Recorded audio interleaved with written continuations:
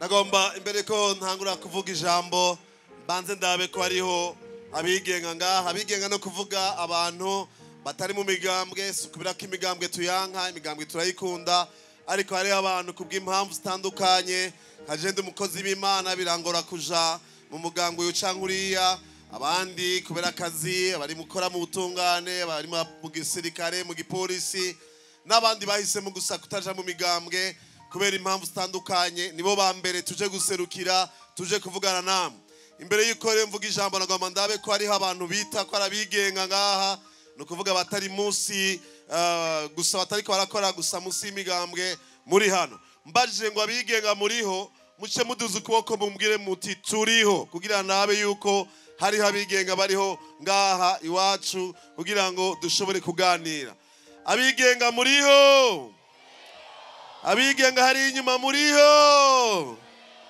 okay aka kabiri ndabigisha rero muce mvuga ngo ubu nigihe cyuko natwe abigenga baduhaye uburenganzira bwo gushobora kwitoza tugira dukayangane rero ndababajije ndababwiye ngo haguruka muce muvuga ngo dukayangane murabona ingene umuntu akayangana agira gutya kugira ngo ndabe abigenga bari muri kino kibanza ndatangura abigenga muriho hanyuma mvuze ngo haguruka muce muvuga ngo dukayangane abigenga muriho abigenga ko mutavuga cyane abigenga muriho haguruka haguruka mwikomera amashimura abantu b'igitangaza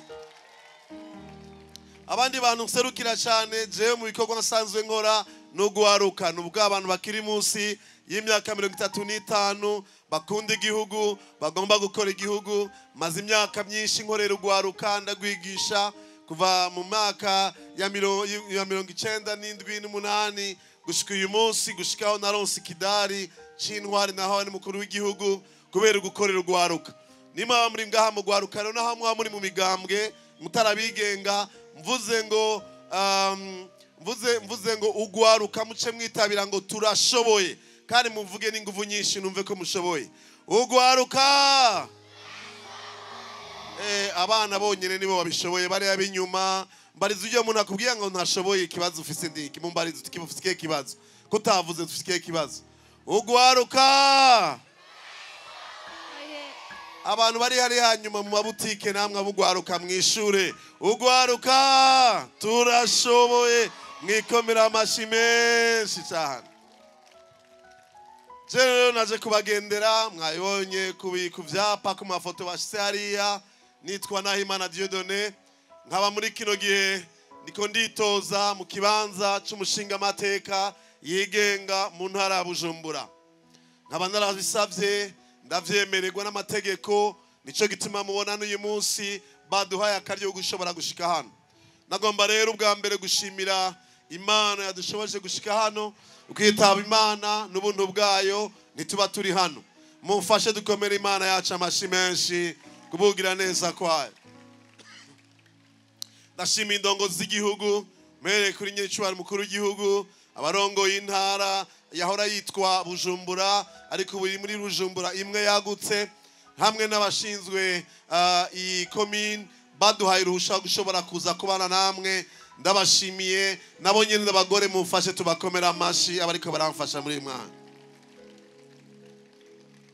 kubera iki twaje kubagendera rero naje kubagendera kugira ngo muri kino gihe mushobore guhitamwo umuntu muzotora kuko mwamubonye uko mumuzi ko mumvise inkuru ziwe kugira ngo mushobore kumutuma abaserukire maze azoshobore kubaserukira mu namashinga amateka kuko mumuzi kandi mwamutumye twebwe rero turabigenga abigenga no kuvuga iki n'abantu batari mu mugambwe badatumwe n'umugambwe n'umuntu yahagurutse ugiti ciwe akitoza akagira abantu benshi bamushigikira bakavuga bati duserukire kuko wewe tukuzi tuzi ico wamaze ushobore kuduserukira mu kwitoza je rero icyatumye ngenda kwitoza niki ubwa mbere sinagiye kwitoza kubera ngiye kurondera akazi murabona ingene twaje mugiye gukurikirana amaso kuri do dupapuro sanze n'umuntu ufite ibikorwa nkora fanze shise uburyo bwo kubaho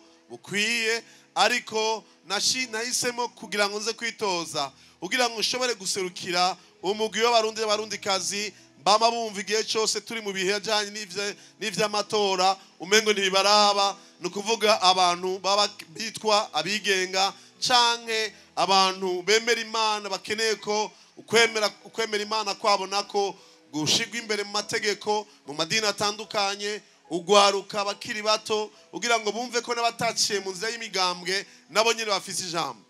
Ibwirizwa shingiro ry'igihugu riraho uburenganzira abarundi bose n'abarundikazi bose cyane cyane nabo batari mu migambwe gushobora guserukirwa, kubera ko murazi yuko kugira ngo umuntu ashobore kuja mu nama nshingamateka canke mu nama mpanuzwa jambo ya komine nugira ngo agere umwitwariko kw'ingingo n'amategeko afatwa mu buzima bw'igihugu arayo gutora inyishu z'ibibazo abantu bafise ku munsi ku munsi.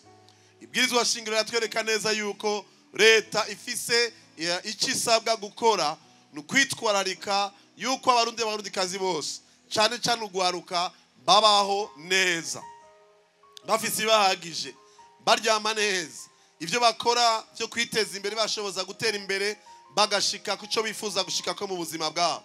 Rero iyo ugiye kuraba mu buzima bwa misi yose urasanga ko hari kiri ibintu byinshi bitaragenda neza, ntibiba bivuye kumbure ku barongozi b'uyu munsi gusa, ariko biba bivuye kubera ko ingene intwaro yagira tunganya mu buzima bw'igihugu hatabayeho abantu bitwararika ubuzima bwa kiremwa muntu umwe wese kugira ngo ashobore kubaho neza aroraniwe. Umwe wese muri mwebwe nk'umukozi w'Imana ndemera ko Imana yamuremye mwisho yayo imifitiye umugambi mwiza wo kubaho neza wo kubaho aroraniwe. Iyo tuvuze kuroranirwa mbega tugomba kuvuga iki? Jende umuntu ngenda hirya no hino kwisi kubera kwigisha ibijyanye by'uburongozi, iyo ngiye kuraba ibindi bihugu hari gihe numva mbabaye nkavuga nti mbega kubera iki mu Burundi tushobora kuba turashika kuri urugezo rw'aho abantu baroranirwa muri vyose. Ukibaza uti kubera iki abantu bacicana hagati yabo, kandi aho hakurya muri Tanzania atana rimwe bigeze bicana hagati yabo. Kubera iki nshobora kuba mu gihugu aho dushobora kwimbura ibiterwa by'ubwoko bwose, aho dushobora kuroba akaboga udufi ngaho tugashobora, ariko ugasanga abantu bose bashobora kudufungura, ugasanga ntibafungura neza, ugasanga abantu aho baryama ntibaryama neza ngo bagire baruhuke neza bagire inkomezi zo gushobora gukora ngo batere imbere, ugasanga abantu ntibafise uburenganzira bwo gushobora kuja mu mahanga biyunguruze bagende bagaruka bafise icyo ariko baratwara nk'ibidanaza bashoboza gutuma nabo batera imbere. Ibyo ubuzima rero tubayemo uyu munsi naho hari bimwe bimaze kugenda neza, haracariho byinshi bitaragenda neza, kandi turifuza twese ndibaza n'indongozi zose mu gihugu yuko wewe uroranirwa mu buzima bwawe duhereye ku bintu vya mbere nyamukuru. Icambere n'amahoro n'umutekano, nuko kuva mu myaka 60 Burundi bwikukiye, mu myaka ya 70, mu myaka ya 80, mu myaka ya 90 no gushika ejo bundi habaye yuko ari gihe usanga habayeho guhagarika umutima, abarundi n'abarundikazi bagasubira namwe bakicana bapfuye ibintu batazi yo byaje biva, umuntu akazira ubwoko bwiwe, intara yiwe, ivyiyumviro vyiwe vya politiki, ugasanga ari umuntu hagarika umutima. Nimamwe arakurikiye amajambo y'icubare mukuru w'igihugu amaze imisi avuga muri no misi, nuko tugiye kwinjira mu gihe gishasha ata muntu numwe abaho ahagaritse umutima bamuturubika, hari umuntu akuraba igitsure kugira ngo ukore ikintu cyo cyose wifuza gukora kugira ngo uroranirwe mu buzima bwawe. Ivyo twarabirenganye, nigihe ciko dukora muri demokrasi abantu bagakundana, ata muntu aza gukora ikintu kubera kundi yamuteye ubwoba. Ejo twari twagiye mu Cibitoke, hanyuma hari abantu bari bagiye kuduserukira mu makomine amwamwe yaharuguru bagiye kwigisha ivy'amatora. Ngeze mu Cibitoke kuri centre numva baranterefonye bati hari abantu badufashe ngo baradutwaye ku ikomine, ngo badutwaye kuri zone. Ndababaza abantu bafashe n'abapolisi canke bashinzwe iki, ngo yaye ngo nabantu basanzwe badutwaye. Ndibaza abo bantu ntibumvise ijambo ry'umukuru w'igihugu, kubera ko mfise uburenganzira ndatelefona muramatari ndatelefona umukuru w'igipolisi ndabaza, bagiye basangana abantu baje kubuza abantu umwidegemvyo wo kuvuga ivyo twebwe turavuga ata muntu umwe tugire nabi, ariko sangana abantu bataratahura igihe Burundi bugezemo. bamwe ugasanga baritwaje umugambi utabatuma ikintu na kimwe, kubera ko indongozi z'imigambwe turaganira, turabagenzi, turavugana, nta ngorane n'imwe ihari, ariko ugasanga abantu hagati yabo barafise ukuntu bakangana, baterana ubwoba, abantu bakora ibintu bahagaritse umutima, ntibumve ko ibihe byahindutse, turi mu bihe by'urukundo, ibihe byo gushigikirana, ibihe byo kumwese azana ivyiyumviro vyiwe agaterera, uyundi nawe akazana ivyiwe agaterera. Icambere rero nuko twifuza yuko mwese, umuntu wese ari muri kino kibanza aba hafise umwidegemvyo wo gukora icyo agomba ku mwidegemvyo wiwe, wo guhitamwo uwagomba ngo amuserukire atabwoba na bumwe, atawumutera ubwoba, atawumubwira amajambo atajanye n'amajambo twumva indongozi z'igihugu zivuga muri kino gihe.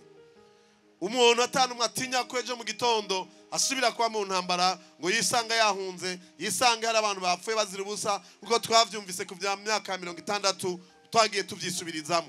Twegeze mu gihe gishasha aho dushigikirana twese, indongozi zose igihugu, tukiyumvira neza y'umurundi n'umurundikazi wese akabaho azi neza ko afise umwidegemvyo wo kubaho no guhitamwo ingene abaho muri kino gihugu. Ivyo rero biri mwibwirizwa shingiro, ivyo nivyo indongozi z'igihugu ziko zirashigikira, nivyo natwe twaje gushigikira. Rero turubaha abari mu migambo, turubaha abari muri binabiri, ariko abigenga natwe turafise umurenganzira.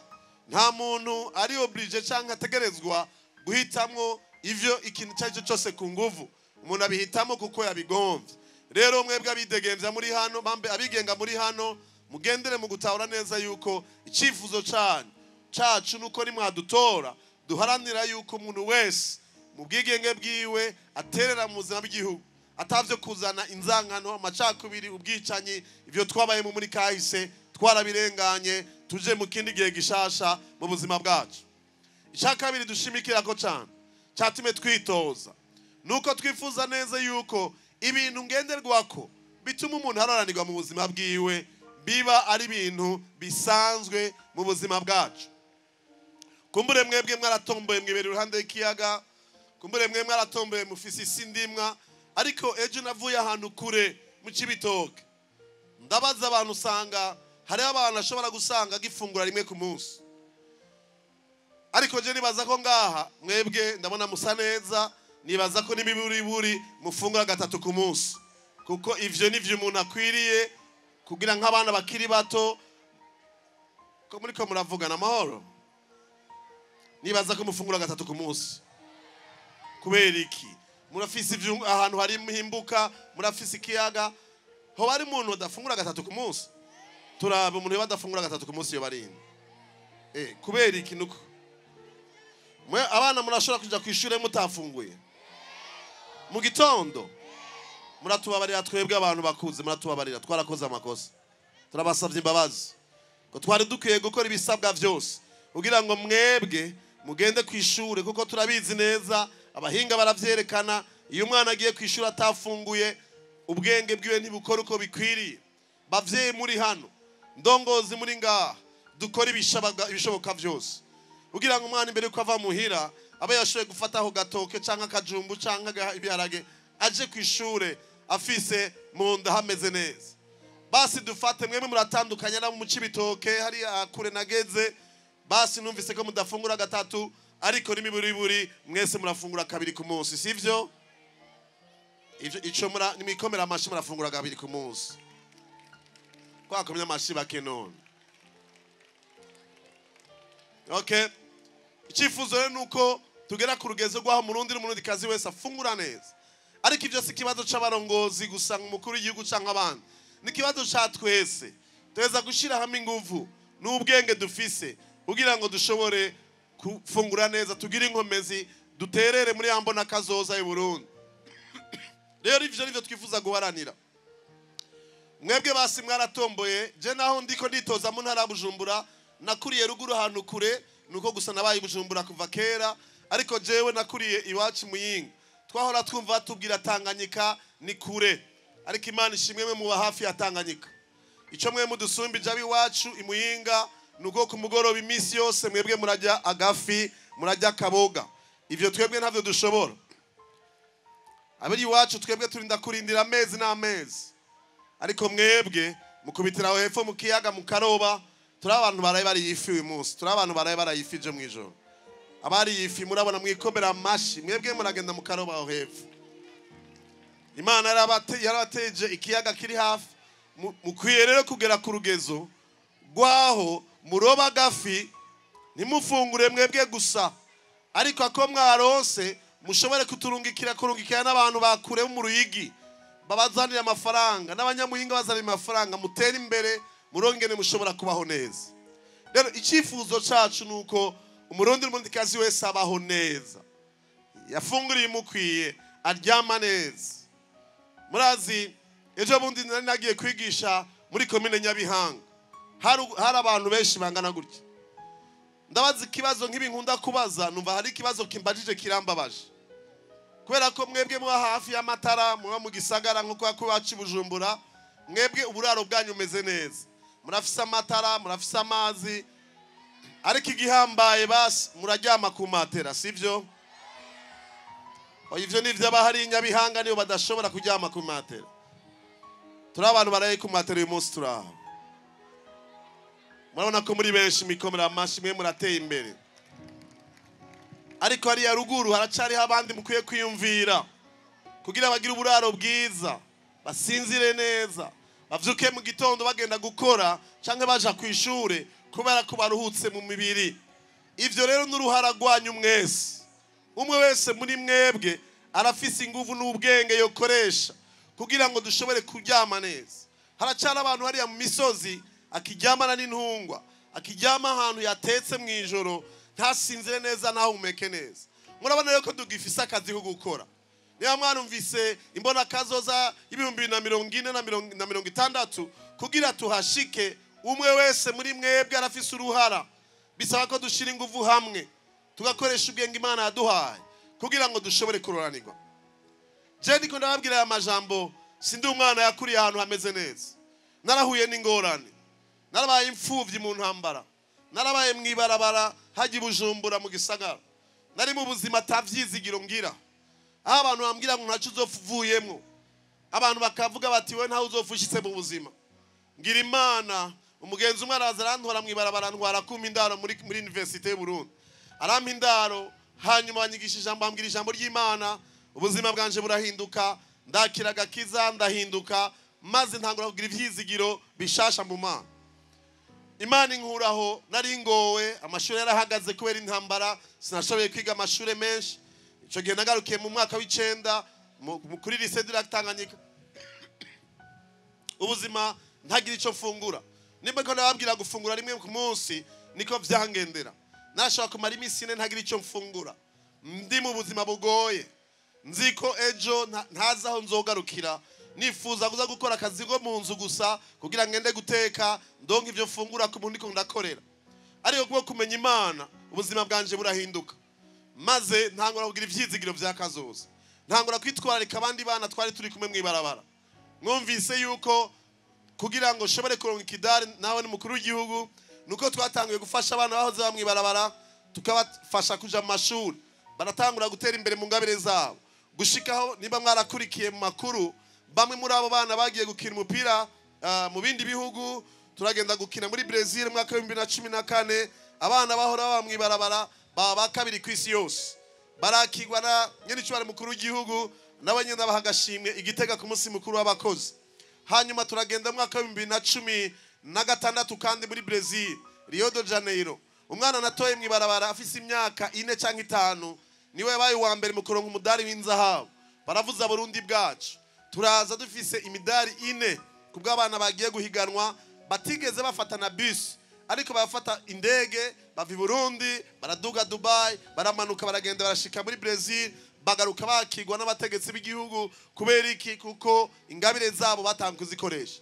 Mwaka wa 2018 abo bana banyenda batwaye gukina muri Burusiya, tuba bagatatu ku isi yose. Dushitse nyene cyubare mukuru w'igihugu aratwakira mu biro vyiwe, arabakira abana, niho bace baravuga mu nyuma batabantu dukwiye kubahana agashimwe. Turagenda kandi mwaka wa 2022 ejo bundi turagenda gukina muri Qatar, naho nyene tuba gatatu ku isi yose. Abana bavuye kuri Place de l'Indépendance. umwaka uheze abana tureze bagiye guserukira Burundi mu Buhindi gukina umupira utamenyerewe witwa cricket. Baza ari bwo bwa mbere iyo equipe iserukiye Burundi yagiye gukina mu Buhindi. Ivyo bikorwa twagiye dukora byo kwigisha ugwaruka byashoboje ugwaruka rwinshi kubera umugisha n'iteka kino gihugu. Rero ivyo byose byashobotse kubera umwitwarariko wo kwiyumvira ingene ugwaruka goshobora kuba umugisha wa kino gihugu tudatera imbere. Uyu munsi rero ndanje kugira ngo ndababwire ngo twifuza yuko mutwizera n'abari mu migambwe. Nariko ndaganira n'umuntu umwe ari mugambwe ndamubaza ntuzontora acambwira ngo yango Jesse nzogutora ntuzotora nguzondora umugambwe. Ndamubaza none ko hatagenda mu namashinga amateka umugambwe hagenda umuntu uwo bazoshiraho uramuzi wari we azoguserukira ngo yango ntawenzi. Ndavuga ni okay ni vyiza gutora umugambwe ni vyiza gutora umugambwe niba butamuzi uwo muntu niyo bazogutorera uzogenda guserukira. Je wambonye naguhaye nimero yanje ya telefone naguhaye agafoto kanje gafise ivyo namaze mu gihugu urabibona kubera udashobora kunyizera. Ntibisigura kuva mu mugambwe umukorera umugambwe wawe mugura ashobora kuvuga urya muntu ndavye ko namubonye namwumvise nzomuhijwi kugira ngo ivyiyumviro vyiwe bishike kure kubera ko nzoba ndumwe mu bandi baserukiye imigambwe benshi baje batowe mu munsi w'amatora. Rero nikibuza gushobora kuntora kubera iki? Ubwa mbere kubera ko narasezeranye ibintu bitatu. Icambere nasezeranye nuko navuze ni ingorane ingingo dusanga iba mu gihe bariko barafata ingingo z'ubuzima bw'igihugu ivyiyumviro vyacu ntibishika kure. Usanga hari ivyiyumviro ufise haje hari ivyiyumviro mfise byo guteza imbere igihugu ariko nka Burundi bituma kubera ko abaza guseruka benshi babaciye mu mugambwe je nkaba ntari mu mugambwe. Acavuga ni rero vyiza ifoko ndongo umuntu aserukira shobora gushikira. Ubu rero je kubindaba izo nimero nashize kuri uto dupapuro nzoba nashizeho ibiro by'abantu bakora mu biro vyanje bitege kwakira amatelefone yanyu muvuga ibibazo mufise ngaha muri kano gace kugira ngo tubishikirize mu nama nshinga amateka havemo ingingo canke dushikira indongo z'igihugu kubera ko je sanzwe ndabashikira nima mukurikira amakuru. Itariki 9 igihe bugurura amyiyamamazo Igitega ni jenye n'icubara mukuru w'igihugu yahaye ijambo rya mbere kugira mvugire serukire abazokwitoza. Igihe twari Igitega tugura imyiyamamazo igihe ariko aragira umunsi mukuru amasengesho yo kurangiza umwaka kuri ETS nije nariko ndigisha indongozi z'igihugu ndabigisha ibijanye n'ivy'uburongozi no kubaha Imana n'ingene bifatanye no kwizera ijambo ry'Imana. Nukuva ndafise ingene shobora gushika ariko igihe ngiye arimwe mwantoye mushobora kunshikira bizotuma shobora kwitwararika ibibazo mufise muri kino kibano cyane.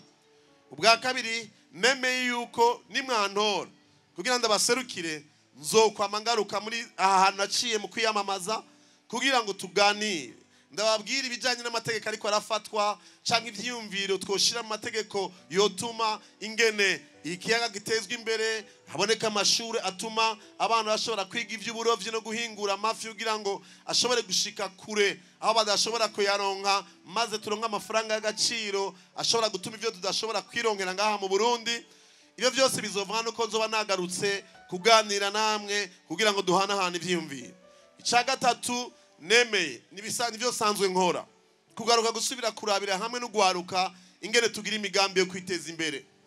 Gende urondere kuri internet ugende urabe ivyo sanzwe nkora ni wabuja kurondera makuru uzosanga kuva mu myaka ya kera namwe ngerageza gukora no gwaruka imigambi yo kwiteza imbere ingene abantu bamenya ingene batera imbere kava ku rugezo rumwe bakaja ku rundi rugezo. Ni inyigisho twigisha homwe no gushigikira kubera ko ndafise ikigo citwa DNF cyo gushigikira imigambi mito y'ugwaruka kugira ngo bashobore kwiteza imbere babivyaza umusaruro. Ivyo ni bimwe muri bikesho bara kuvuga sinaje kwabwira ivyo nzokora naje kwabwira ivyo nari nsanzwe nkora. Sindi umuntu yadutse sindi umuntu aje kugira ngo babwire icanke kiriya kugira ngo abareshe mushobore kuntora ariko mugende musubira inyuma muri kahise muramenya neza ivyo nagiye ndakora.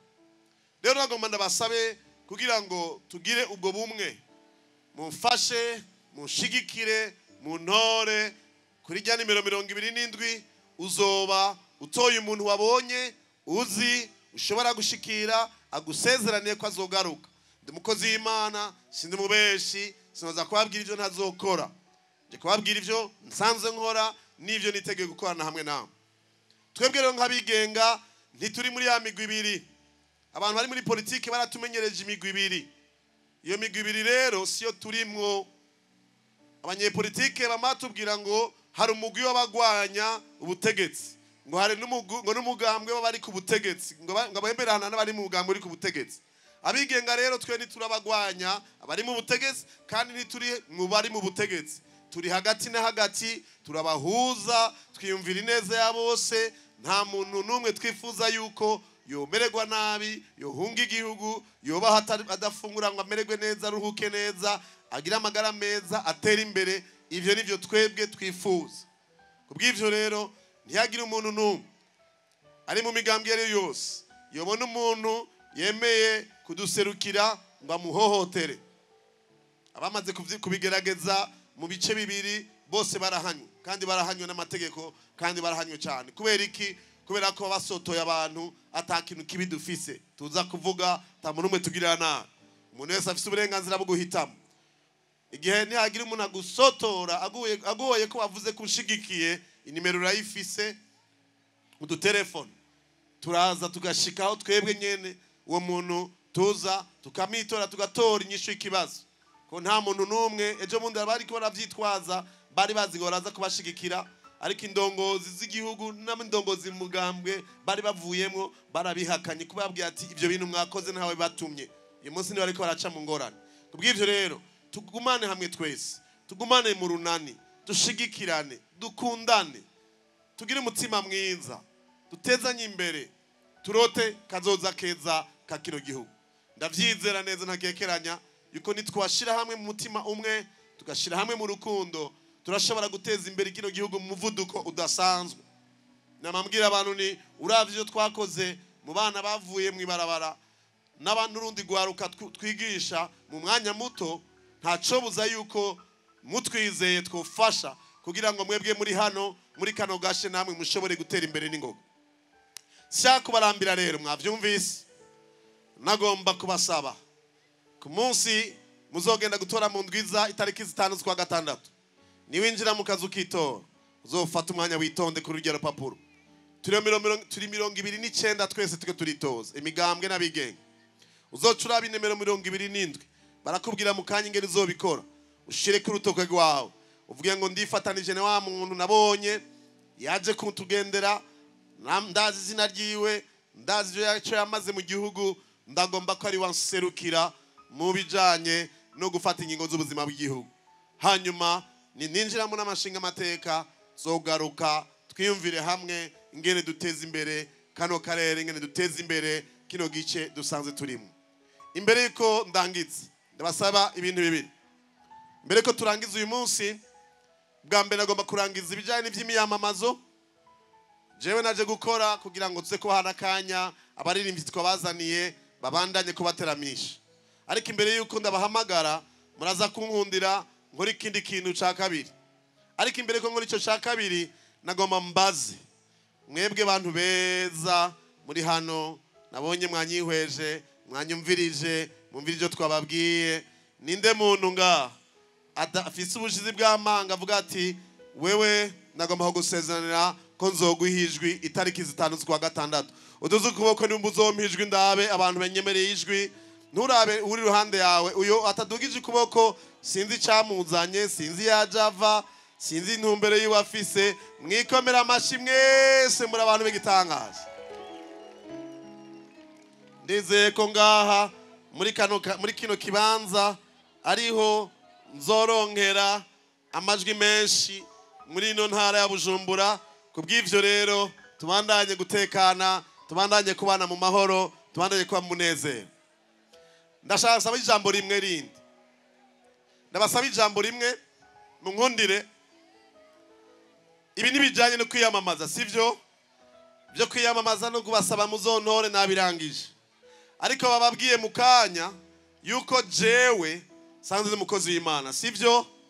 Ndakunda amadini yose, turashigikirana, abayisilamu, abakatolika, abaporoti, ariko numva umutima wanje ntova ngaha ntaganire n'abantu babiri muri mwebwe, abantu bariko baraca mu buzima naciyemo jewe, abantu bariko baraca mu buzima bwo kubura amahoro kubera ingorane bahuye nazo, bakeneye kumva vy'ukuri bagiranira imigenderanire myiza n'Imana.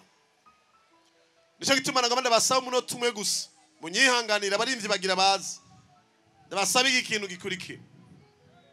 Jewe narigeze kubaho nicuza kuba naravutse, narigeze kuba nicuza kuba naravukiye mu Burundi, narigeze kuba nicuza kuba narabaye imfuvyi kubw'intambara, narigeze kuba ahantu mbona umengo nta kazoza mfise, amashuri ahagaze, ntagira aho njyama, ntagira ivyo mfungura, mbona umengo nta vyizigiro mfise vya kazoza.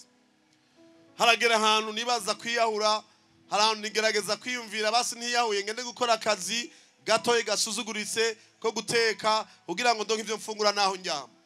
Ico gihe nariko ndaca mu buzima bubishe bubabaje, aho nariko ndifuza kugira nabi. Ariko umugenzi umwe araza arantora, ansanga muri ubwo buzima, arampa indaharo, atangura kunganiriza.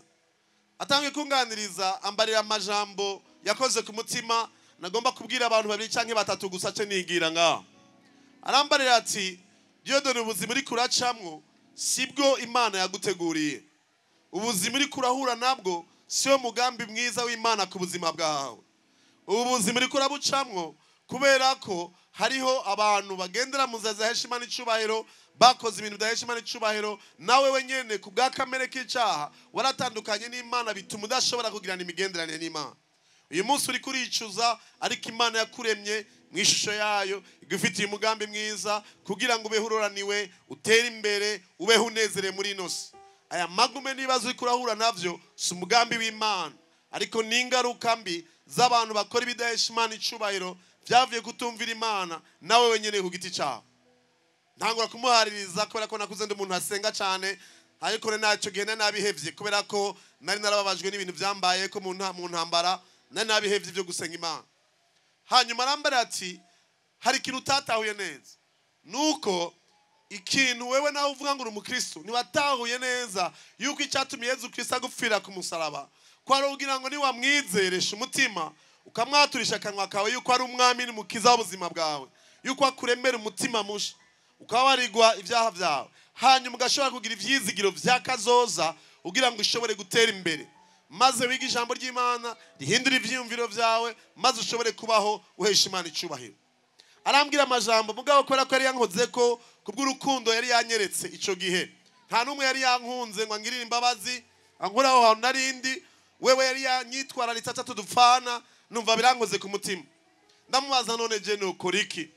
Arambwira ati, Imana yaragukunze mugabo nta munsi numwe bigeze ugirana isezerano nayo yo kwihana kamere kawe, ivyo bagendeye bitahesha icubahiro, ugira n'isezerano n'Imana kugira ngo ushobore kubaho ubuzima budashira uri kumwe n'Imana.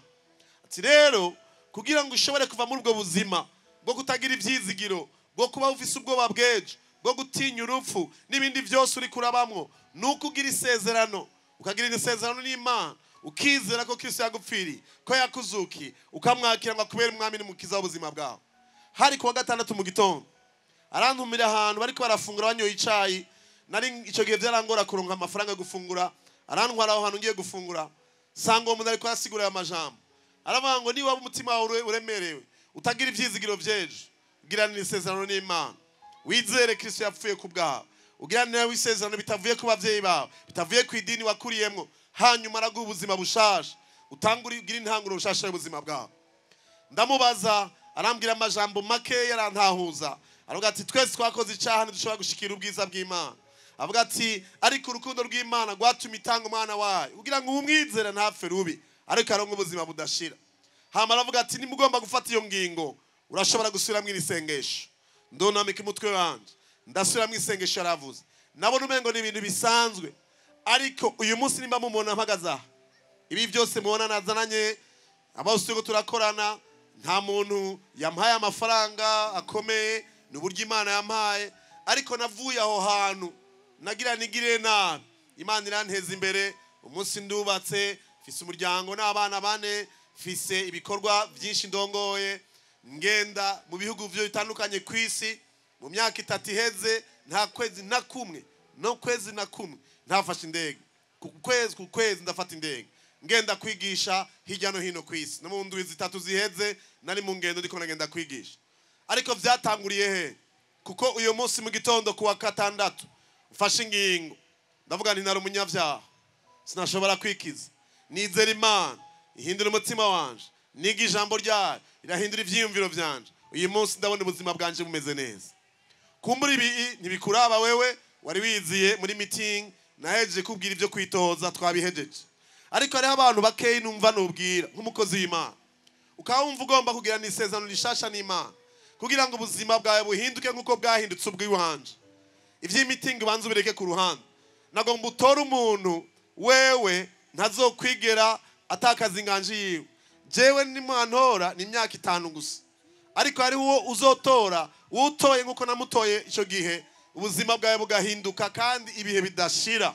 Uwo ni wasumba jewe mpagaze hano imbere, ni wasumba abandi bantu bose.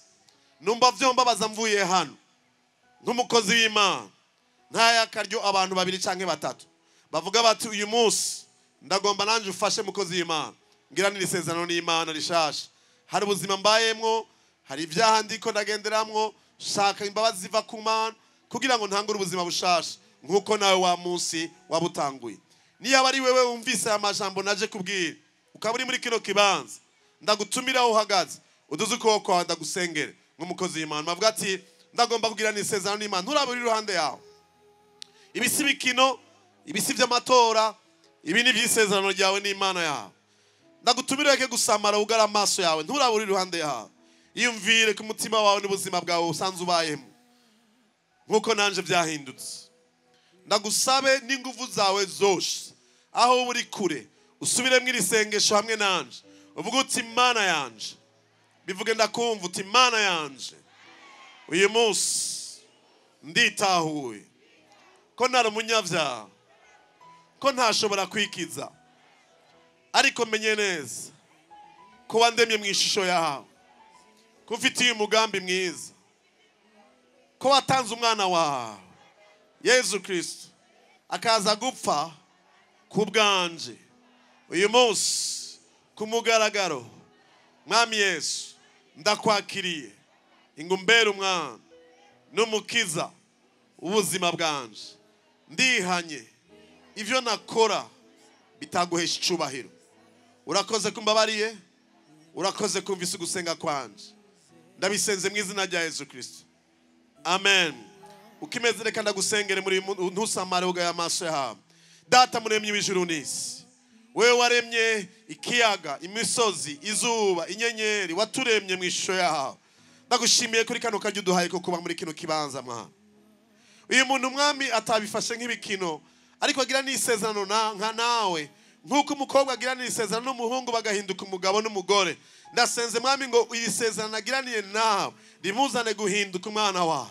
Waravuze Mwami ngo uwakwizeye uzomuhindura kuba umwana wawe ugira ngo umukoreshe ivy'ubuhizi. Uko wabinkoreye zambabazi wangiriye ukanshoboza kwandi hano uyu munsi, reka zibabeko Mwana. Amahoro yawe aganze imitima yabo yuzura umunezero, babone ubuzima bushasha nkuko wabimpaye kubibona. Bave mu bwiza baje mu bundi, bera imbuto zo guhesha icubahiro izina ryawe. Ingeso mbi zipfuye, ibikorwa byose bipfuye by'abadayimoni ntibisubire kugira ububasha ku buzima bwabo.